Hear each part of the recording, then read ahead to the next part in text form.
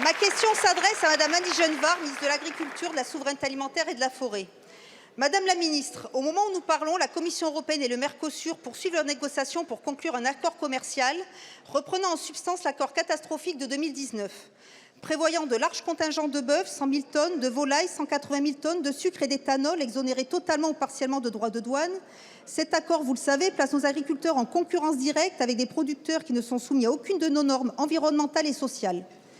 La semaine dernière, et alors qu'on ne cesse de nous répéter que la politique commerciale de l'Union européenne est une chance pour notre agriculture, nous avons appris avec stupeur et indignation qu'un fonds d'indemnisation est déjà prévu pour aider les filières que cet accord détruira.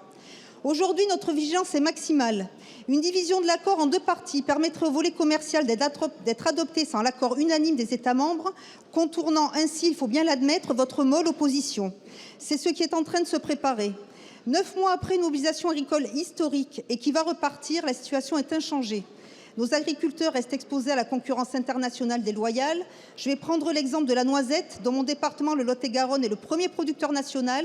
Cette année, 65% de la récolte a été détruite par les ravageurs, car l'acétamipride, seul traitement efficace et largement utilisé par nos concurrents turcs et italiens, leur est interdit. Madame la ministre, ces 2 minutes de réponse, vous les devez à tous les agriculteurs français. Alors que le gouvernement a refusé l'examen par notre Assemblée de ma proposition de résolution, pouvez-vous aujourd'hui leur garantir que vous mettrez fin à ces négociations honteuses et concrètement, qu'allez-vous faire pour bloquer ce traité? De plus, que prévoyez-vous contre les surtranspositions qui asphyxient toujours notre agriculture? Allez-vous réautoriser l'acétamipride qui est utilisé dans toute l'Union européenne mais qui est interdite en France, alors même que nous avons des produits qui ont recours sur notre sol de par les importations? Je vous remercie. Je vous remercie, ma chère collègue.